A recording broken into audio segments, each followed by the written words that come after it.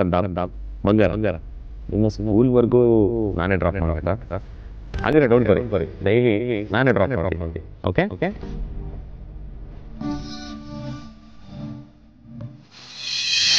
ನೀ ತೊರೆದ ಘಳಿಗೆಯಲ್ಲಿ ನನ್ನಿದೆಯ ತುಂಬ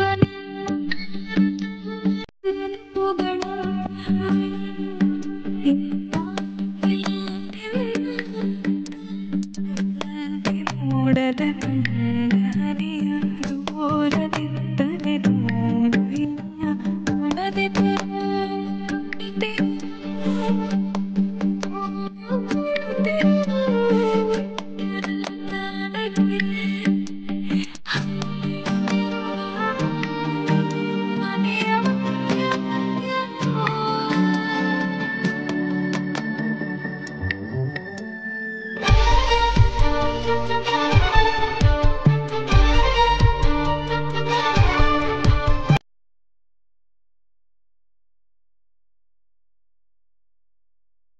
ಅಕ್ಕ, ಪೂಜೆ ನೀನು ರೆಡಿನಾ? ನಿನ್ನೆ ಕೇಳ್ತಿರೋದ್ ಕಡೆ ರೆಡಿನಾ? ಹಾಂ ನಾನು ರೆಡಿ.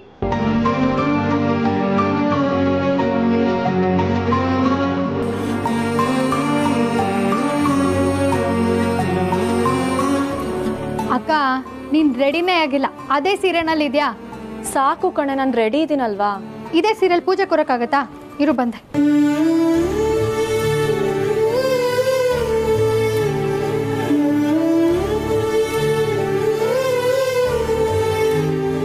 ಅಕ್ಕ, ಯಾವ ಸ್ಯಾರಿ ಬೇಕು ಸೆಲೆಕ್ಟ್ ಮಾಡು.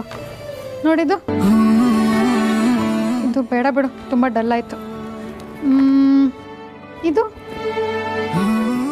ಕಲರ್ ಬೇಡ ಬಿಡು, ತುಂಬ ಸತಿ ಹುಟ್ಟಿದ್ಯಾ. ಇದು ನಾರ್ಮಲ್ ಸ್ಯಾರಿ ಥರ ಇದೆ ಅಕ್ಕ, ಬೇಡ ಪ್ಲೀಸ್ ಕಣೆ ಅಮ್ಮು, ನಂಗಿದೆಲ್ಲ ಬೇಡ. ನಾನು ಯಾರಿಗೋಸ್ಕರ ಈ ಅಲಂಕಾರ ಎಲ್ಲ ಮಾಡ್ಕೊಳ್ಳಿ? ಏನಕ್ಕ ಹಿಂಗೆ ಕೇಳ್ತಿದ್ಯಾ? ವಿಕ್ಕಿ ಬಾವಂಗೋಸ್ಕರ. ನೀನೇ ತಾನೇ ಹೇಳಿದ್ದು ವಿಕ್ಕಿ ಬಾವ ನನ್ನೊಳಗೆ ಸದಾ ಇರ್ತಾರೆ ಅಂತ. ಹಂಗಂದ್ರೆ ಏನು ಹೇಳು? ವಿಕ್ಕಿ ಬಾವ ನಿನ್ನ ನೋಡ್ತಿರ್ತಾರೆ ಅಂತ. ನೀನು ಹಬ್ಬದ ದಿನ ಬೇಜಾರಲ್ಲಿದ್ರೆ ಬಾವಂಗೆ ಬೇಜಾರಾಗಲ್ವಾ ಹೇಳು? ನಿನಗೆ ಹೇಳಿದ್ರೆ ಅರ್ಥ ಆಗಲ್ಲ. ಬಾ.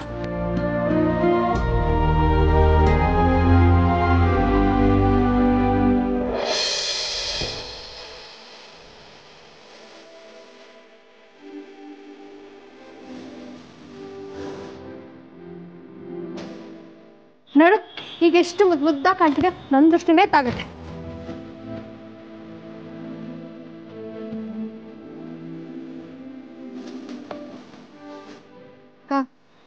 ಏನಾಯ್ತು? ಅಮ್ಮು, ವಿಕ್ಕಿ ಅವ್ರು ಇರಬೇಕಾಗಿತ್ತು ಕಣೆ.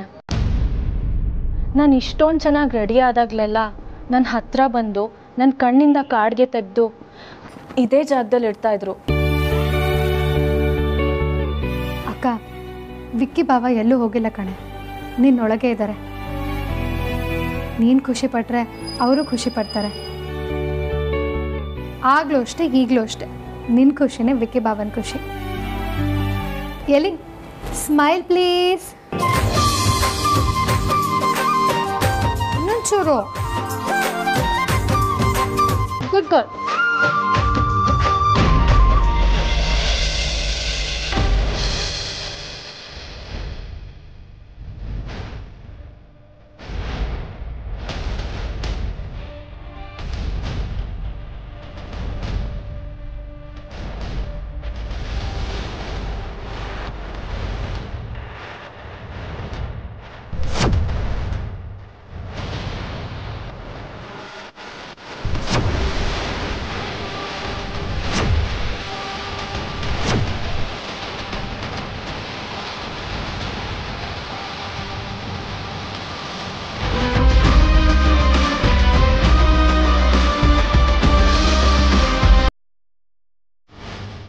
ಅಯ್ಯೋ ಕಡುಬು ಗಣಪ, ದಯವಿಟ್ಟು ಕ್ಷಮಿಸ್ಬಿಡಪ್ಪ. ಅದೇನೋ ನೀನು ಹಬ್ಬ ಬಂದ್ರೆ ಕಡುಬು ತಿನ್ಬೇಕು ಅನ್ಸುತ್ತೆ. ಆದ್ರೆ ಇವ್ರು ನೋಡಿದ್ರೆ ಪೂಜೆನೇ ಮಾಡ್ತಿಲ್ವೇ?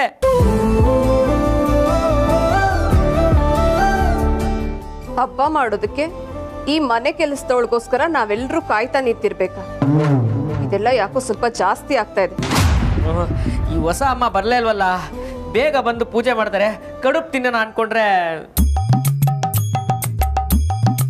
ರೀ ಕಾಂತ, ಅವಾಗಿಂದ ಕಡುಬು ಕಡುಬು ಅಂತ ಸಾಯ್ತಿದ್ದೀರಲ್ರಿ. ಹೋಗ್ತಾ ದುಡ್ಡು ಕೊಡ್ತೀನಿ, ತಿನ್ಕೊಂಡೋಗಿ.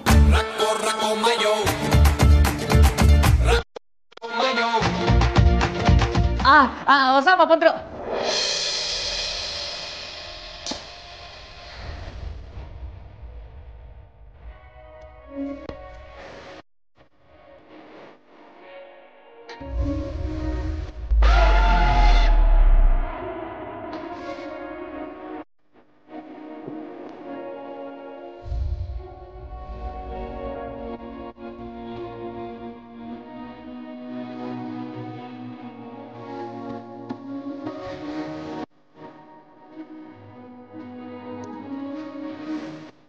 ವೇದಾಂತ್, ಅಮ್ಮ ಎಷ್ಟು ಚೆನ್ನಾಗಿ ಕಾಣಿಸ್ತಿದಾರಲ್ಲ.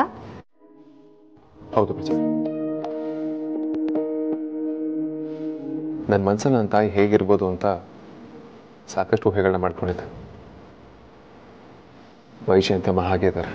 ಎಂದಿಗೂ ಸಾಲದು ನಿನ್ನ ಪ್ರೀತಿಯಮ್ಮ, ನನ್ನ ಪಾಲಿನ ದೇವತೆ ನೀನೇ ಅಮ್ಮ, ಎಂದಿಗೂ ಸಾಲದು ನಿನ್ನ ಅಮ್ಮ ಪ್ರೀತಿಯಮ್ಮ. ಪ್ಲೀಸ್, ಪೂಜೆ ಆದ್ಮೇಲೆ ಅಜ್ಜಿ ಹತ್ರ ದೃಷ್ಟಿ ತೆಗೆಸ್ಕೊಳ್ಳಿ, ಆಯ್ತಾ? ನನಗೆ ಈ ಥರದ್ದೆಲ್ಲ ಹಾಕ್ಕೊಂಡು ರೂಢಿ ಇಲ್ಲ. ಪಾಪ ನೀವು ಪ್ರೀತಿಯಿಂದ ತಂದ್ಕೊಟ್ರಿ, ಬಲವಂತ ಮಾಡಿದ್ರಿ ಅಂತ ಹಾಕ್ಕೊಂಡೆ. ನಿಮ್ಮೆಲ್ರಿಗೂ ಖುಷಿಯಾಗಿದೆ ಅಲ್ವಾ? ಹೌದು, ವೈಜಯಂತಿಯವರು ಸಿಂಪಲ್ ಆಗಿರೋದನ್ನೇ ಇಷ್ಟಪಡ್ತಾರೆ. ಇಷ್ಟೆಲ್ಲ ಗ್ರ್ಯಾಂಡ್ ಸೀರೆ ಉಟ್ಕೊಳ್ಳೋದಕ್ಕೆ ಅವ್ರಿಗಿಷ್ಟ ಆಗಲ್ಲ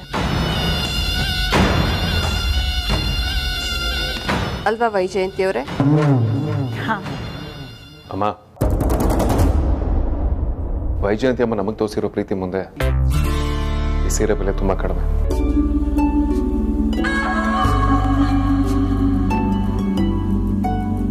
ಅದೇ ಮೋಸ್ಟ್ ಎಕ್ಸ್ಪೆನ್ಸಿವ್. ಅತ್ತೆ, ಹಬ್ಬಕ್ಕೆ ಪ್ರೀತಿಯಿಂದ ಕೊಟ್ಟಿರೋದು, ಎಲ್ಲನೂ ಹಣದಿಂದ ಅಳಿಬಾರ್ದತ್ತೆ.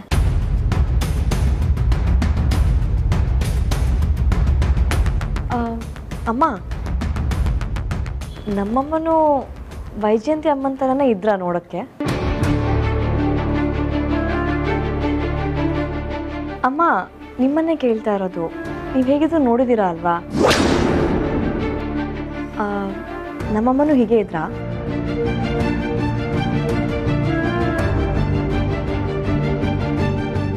ಆದ್ಯ, ಮೊದಲು ಪೂಜೆ ಮುಗಿಸಿ ಆಮೇಲೆ ಎಲ್ಲರೂ ಆರಾಮಾಗಿ ಕೂತ್ಕೊಂಡು ಮಾತಾಡೋಣ. ವೇದಾಂತ್, ಪೂಜೆಗೆ ಟೈಮ್ ಆಗ್ತಾ ಇದೆ, ಶುರು ಮಾಡೋಣವಾ? ಹಾಂ ಅಮ್ಮ, ಶುರು ಮಾಡೋಣ. ಹಾಂ, ಎಲ್ಲ ರೆಡಿ ಇದೆಯಲ್ಲ? ಅಮ್ಮ, ಒಂದು ನಿಮಿಷ. ವೈಜಯಂತಿ ಅಮ್ಮ, ಇವತ್ತು ಪೂಜೆನ ನೀವು ಮಾಡ್ತೀರಾ?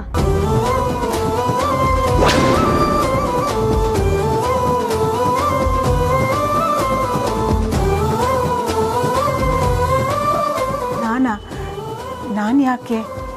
ಅಮ್ಮ, ಯಾಕೆ ಹಿಂದೆ ಮುಂದೆ ಯೋಚನೆ ಮಾಡ್ತಾ ಇದ್ದೀರಾ? ನೀವು ಈ ಮನೆ ಸದಸ್ಯರೇ ತಾನೆ, ನೀವೇ ಪೂಜೆ ಮಾಡಿ.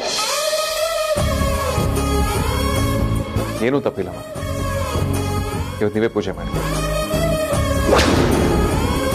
ಹೌದಮ್ಮ, ಪೂಜೆ ತುಂಬ ಪರಿಶುದ್ಧವಾದ ಮನಸ್ಸಿಂದ ಆಗಬೇಕಂತೆ. ನಿಮ್ಮದು ತುಂಬ ಪ್ಯೂರ್ ಹಾರ್ಟ್, ಅದಕ್ಕೆ ನೀವೇ ಪೂಜೆ ಮಾಡಿ.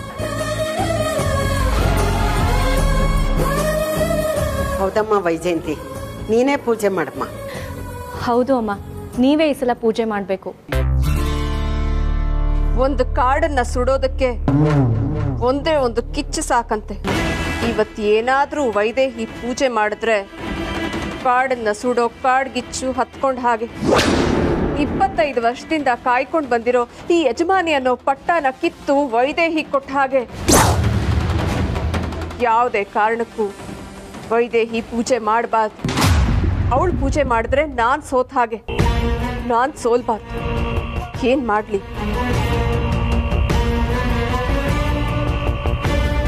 ಅಮ್ಮ ಪ್ಲೀಸ್, ನೀವೇ ಪೂಜೆ ಮಾಡಿ.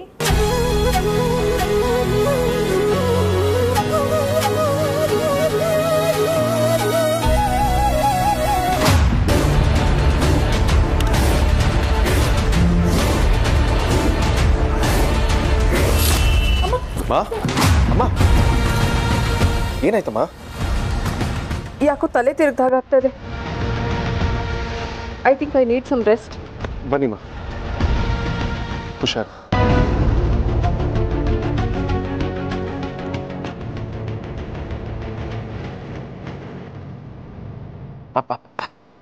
ಎಂಥ ಕೆಟ್ಟ ಬುದ್ಧಿ ಇವಳಿಗೆ.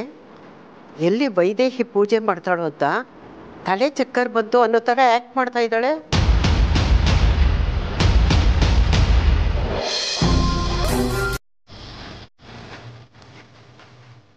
ಸಾರಿ, ನನ್ನಿಂದ ಪೂಜೆ. ಪರವಾಗಿಲ್ಲಮ್ಮ, ನೀವು ರೆಸ್ಟ್ ಮಾಡಿ. ನೀವು ಹುಷಾರಾದ್ಮೇಲೆ ಕಂಟಿನ್ಯೂ ಮಾಡೋಣ. ಮಲ್ಕೊಡಿ.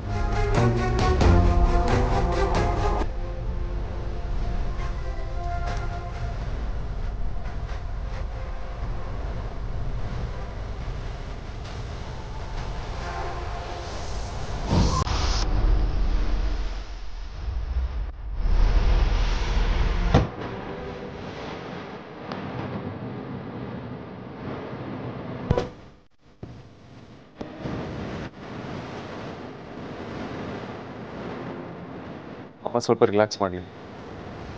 ಪೂಜೆ ಆಮೇಲೆ ಶುರು ಮಾಡಿ. ಮನೆ ಯಜಮಾನಿ ಆಗೋದಕ್ಕೆ ಹೊರಟಿದ್ಯಾ ವೈದೇಹಿ? ನಾನ್ ಬಿಡಲ್ಲ. ನೀನೇ ನೋಡಿದ್ಯಲ್ಲ, ಈ ಮನೆ ಮೇಲೆ, ನಿನ್ನ ಮಗನ ಮೇಲೆ ನನ್ನ ಗ್ರಿಪ್ ಇನ್ನೂ ಹೋಗಿಲ್ಲ. ನಿನ್ನ ಮಗ ಇನ್ನೂ ನನ್ನ ತಾಳಕ್ಕೆ ಕುಣಿತಾನೆ. ನಾನು ನೋಡ್ತೀನಿ ನೀನಿವತ್ತು ಹೇಗೆ ಪೂಜೆ ಮಾಡ್ತೀಯ ಅಂತ. ನಾನು ಹೊರಗಡೆ ಬರಲ್ಲ, ಪೂಜೆ ನಡೆಯಲ್ಲ.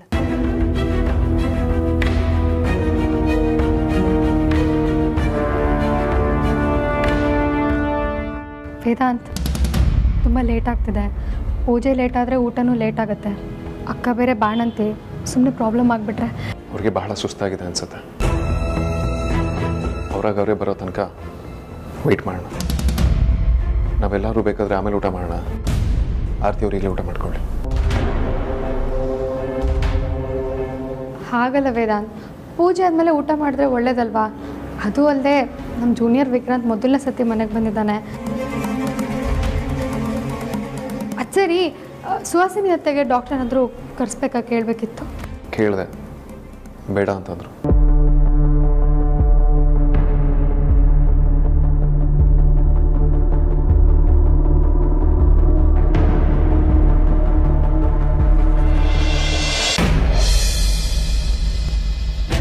ಆಹಾ, ಈ ಸುಹಾಸ್ನಿಗೆ ಮೈಯೆಲ್ಲ ವಿಷ.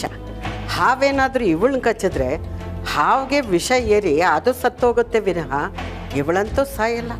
ಛೇ, ವೈದೇಹಿ ಒಂದು ಪೂಜೆ ಮಾಡೋದನ್ನು ಇವಳು ಸಹಿಸ್ಕೊಳ್ಳಲ್ಲ ಈ ಸುಹಾಸಿನಿ. ಆರತಿ ನೋಡಿದ್ರೆ ಬಾಣಂತಿ. ಅವಳು ಹೊತ್ತು ಸರಿಯಾಗಿ ಊಟ ಮಾಡಬೇಕು. ಎಂಥ ಕಟ್ಗೆನೋ ಇವಳು.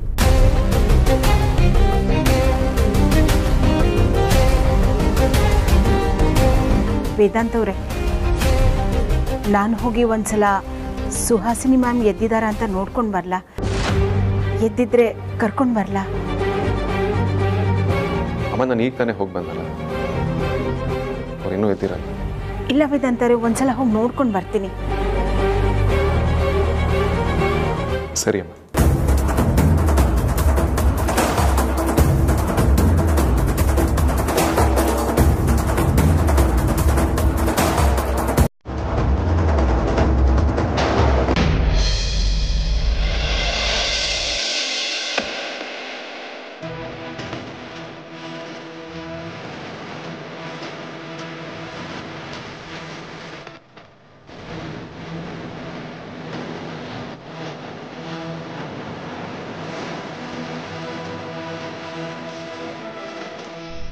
ಅಮ್ಮ, ಈಗ ನೀವು ಓಕೆನಾ? ಹಾಂ, ಪರವಾಗಿಲ್ಲ ವೇದಾಂತ್. ಸರಿಮ್ಮ, ಪೂಜೆ ಶುರು ಮಾಡೋಣವಾ?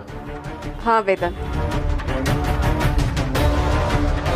ವೈಜಯಂತಿ ಅವರೇ, ಇವತ್ತು ನೀವೇ ಪೂಜೆ ಮಾಡಿ. ಪರವಾಗಿಲ್ಲ, ನೀವೇ ಮಾಡಿ. ಬೇಡ ಬೇಡ, ಇಷ್ಟು ವರ್ಷ ನಾನೇ ಮಾಡ್ತಾ ಇದ್ನಲ್ಲ, ಈ ಸಾರಿ ನೀವೇ ಮಾಡಿ.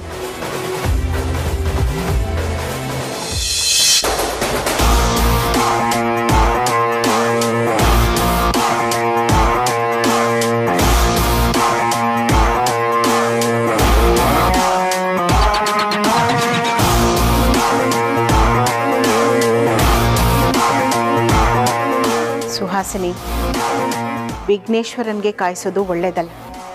ಪೂಜೆಗೆ ಹೊತ್ತಾಗ್ತಾ ಇದೆ, ಬಾ. ನಾನು ಬರಲ್ಲ. ಪೂಜೆ ಮಾಡಬೇಕಾಗಿರೋಳು ನೀನೇ ತಾನೆ, ಹೋಗಿ ಮಾಡು. ಓ, ನಾನಿಲ್ಲದೆ ಪೂಜೆ ಮಾಡೋದು ಬೇಡ ಅಂತ ವೇದಾಂತ್ ಹೇಳಿರ್ತಾನೆ, ಅದಕ್ಕೆ ನನ್ನನ್ನು ಹುಡುಕೊಂಡು ಬಂದಿದ್ಯಾ ಅಲ್ವಾ?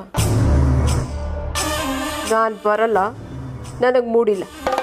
ನೋಡು, ಮತ್ತೆ ಮತ್ತೆ ಹೇಳ್ತಾ ಇದ್ರೆ ಅದಕ್ಕೆ ಬೆಲೆ ಇರಲ್ಲ ಸುಹಾಸಿನಿ. ಹೇಳ್ತಾ ಇದ್ದೀನಿ, ಎದ್ದು ಬಾ.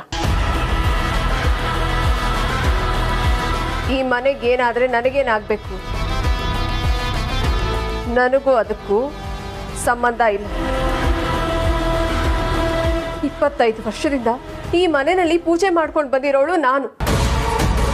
ಇವತ್ತು ಗೆಲ್ಲಿಸ್ತವಳು ಅಂತ ಅನ್ನಿಸ್ಕೊಂಡಿರೋ ನಿನ್ನ ಕೈಲಿ ಪೂಜೆ ಮಾಡಿಸ್ತೀವಿ ಅಂತ ಹೇಳ್ತಾ ಇದ್ದಾರಲ್ಲ, ಅದನ್ನ ನೋಡ್ಕೊಂಡು ನಾನು ಸುಮ್ಮನೆ ಕುತ್ಕೋಬೇಕಾ? ನನಗೆ ಸಿಗದೆ ಇರೋದು ನಾನು ಯಾರಿಗೂ ಸಿಗೋದಕ್ಕೆ ಬಿಡಲ್ಲ.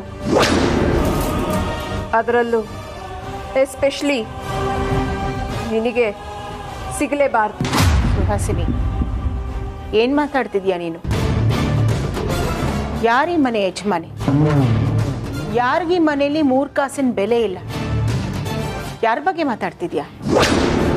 ನಿನಗೆ ಮದುವೆ ಮಾಡಿಕೊಟ್ಟಿದ್ದು ನನ್ನ ಗಂಡ ಸೂರಿ. ನಿನ್ನ ಗಂಡನ ಬಿಸ್ನೆಸ್ ಲಾಸ್ ಆದಾಗ ಮತ್ತೆ ಬಿಸ್ನೆಸ್ ಹಾಕ್ಕೊಟ್ಟಿದ್ದು ನನ್ನ ಗಂಡ ಸೂರಿನೇ. ನಿನಗೆ ನಮ್ಮ ಮನೇಲಿ ಆಶ್ರಯ ಕೊಟ್ಟಿದ್ದು ನನ್ನ ಗಂಡ ಸೂರಿನೇ. ಯಾಕೆ ಸುಹಾಸಿನಿ, ಹಿಂಗಿದೆಲ್ಲ ನೆನಪೇ ಇಲ್ವಾ? ನೀನು ಏನೇನು ಹೇಳಿದ್ರು ಅಷ್ಟೆ, ನಾನು ಪೂಜೆಗೆ ಬರಲ್ಲ. ನನಗೆ ಮೈ ಹುಷಾರಿಲ್ಲ. ಸಂಜೆವರೆಗೂ ನಾನು ಈ ರೂಮ್ ಬಿಟ್ಟು ಹೊರಗಡೆ ಬರಲ್ಲ. ಆಮೇಲೂ ಅಷ್ಟೆ, ನನ್ನ ಕೈಯಿಂದ ಪೂಜೆ ಆಗತ್ತೆ ಅನ್ನೋದಾದರೆ ಮಾತ್ರನೇ ನಾನು ಹೊರಗಡೆ ಬರೋದು. ನನಗೆ ನನ್ನ ಸ್ವಾರ್ಥ, ನನ್ನ ಪ್ರತಿಷ್ಠೆನೇ ಮುಖ್ಯ. 25 ವರ್ಷದಿಂದ ಈ ಮನೆನ ನಡೆಸ್ಕೊಂಡು ಬಂದಿರೋಳು ನಾನು. ಏನೇ ಶುಭ ಕಾರ್ಯ ನಡೆಯೋದಾದ್ರೂ ಅದು ನನ್ನ ಕೈಯಿಂದಾನೇ ನಡಿಬೇಕು. ನೀನು ಮಾತಿಗೆ ಬಗ್ಗೋ ಆನೆ ಅಲ್ಲ. ಅಂಕುಶ ಹಾಕ್ತಿದ್ರೇನೆ ಬುದ್ಧಿ ಬರೋದು.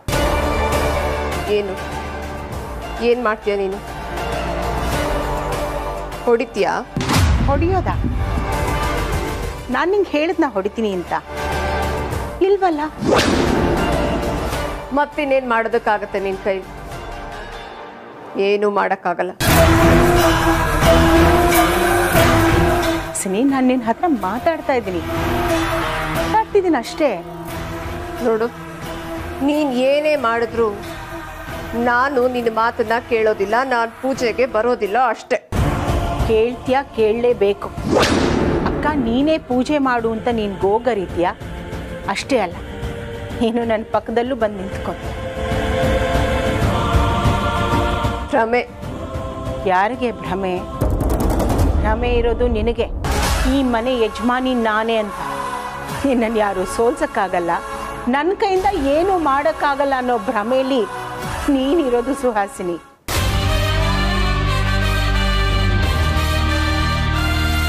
ಸುಮ್ಮನೆ ಏನೇನೋ ಮಾತಾಡಿ ಟೈಮ್ ವೇಸ್ಟ್ ಮಾಡಬೇಡ. ಏನು ಮಾಡೋಕ್ಕಾಗತ್ತೆ ನಿನ್ನ ಕೈಲಿ? ನಿನ್ನ ಹತ್ರ ಇಷ್ಟು ಹೊತ್ತು ಮಾತಾಡ್ತಿದ್ದೀನಲ್ಲ, ನನಗೆ ಬುದ್ಧಿ ಇಲ್ಲ.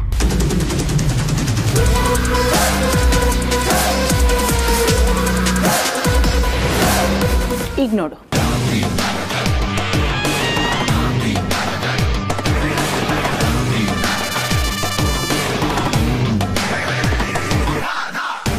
ಬರ್ತೀಯಾ? ಬರಲ್ಲ? ಬರ್ತೀನಿ.